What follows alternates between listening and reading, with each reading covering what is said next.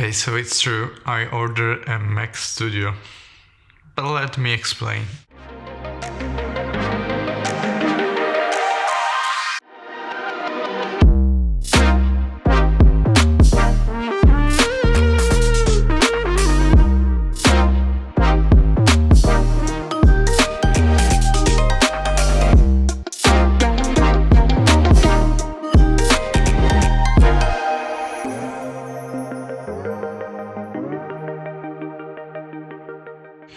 So what's up guys, and welcome to a new episode here on Shades of Tech. Today we're talking about the new Mac Studio from Apple. So it's true, I ordered a base configuration of the Mac Studio with a few upgrades. So in this video we're gonna be breaking down all the upgrades that I make. But is it a mistake or it's a smart move that totally makes sense? So as I mentioned, I got the base configuration of the M1 Max with 10-core CPU, but since I will mainly use it for video editing, which is the most intensive task that I use, I upgraded to the slightly more powerful GPU with 32 core, only 8 cores more in the GPU for $200. It won't be a lot faster, in fact it costs only $200 because you won't have more media engine decoders, encoders and so on. As memory and RAM goes, I stay with the 32 gigs of base model. I think that for me, for my workflow are totally enough. I'm coming from the Mac Mini,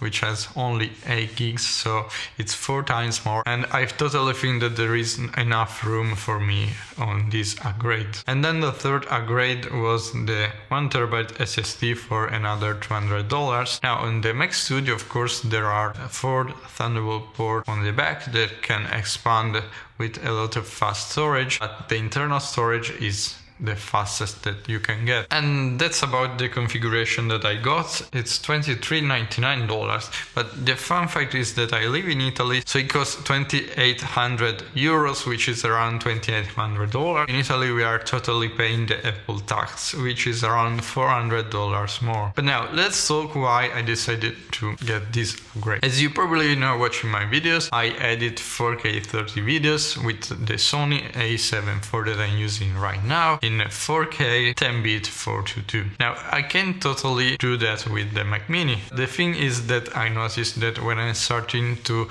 build up the project, make huger files and to include different codecs and different cameras like the Sony a7 IV, the iPhone 12 with the crispy HDR videos and with the DJI Mini, it starts to slow down, and if I add some text or titles on motion graphics, it starts to slow down even more. And I think the main problem is the GPU of the M1 Mac Mini, which has only 8 cores, and the RAM, which is only 8 gigabytes, slows down to the point that I can't edit really rapidly and fluently the footage, so I have to make one speed ramp, then wait 10 seconds and just to render and then play back. So all of this time saving for me is really important. From what I heard, the M1 Max model is totally enough for this video editing workflow, but I want to try it for myself, and this is the reason why I ordered the Mac Studio. But I will be testing deeply it and decide if I want to keep it and sell the Mac Mini or if I want to give it back.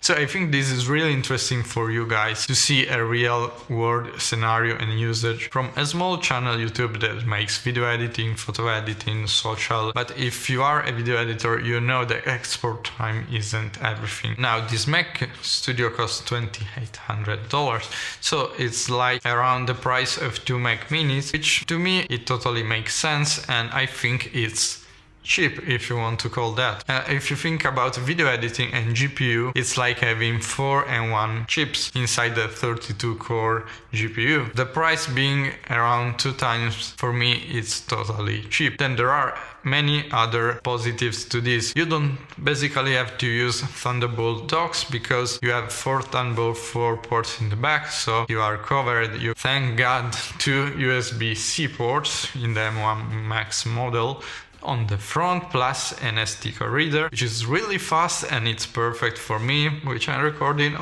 on an SD card. Before on the Mac Mini I didn't have that. Now another thing that I'm really interested about is how it will drive my setup. With the Mac Mini, I'm driving a 4K 16:9 HDR display on top and a super ultra wide 32:9 5K by 1440p monitor. But the truth is that I'm running the super ultra wide at scale resolution and not 120Hz. So I want to see if the Mac Studio can drive and at the same time be able to multitasking with video editing, exporting and photo editing in Lightroom. So was it a mistake?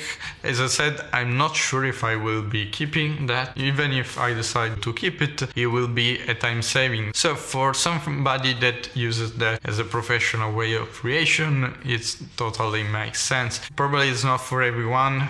I think that 90% of you watching this video will be able to live for another 8 to 9 years with the Mac Mini M1 without any problem. As my video editing starts to build up, to get more professional, I think this Mac Mini is a limitation for me. So those are the reasons. I don't think it's a mistake, but we will find out together. Until now, thanks so much for watching and I'll see you in the next one. Ciao!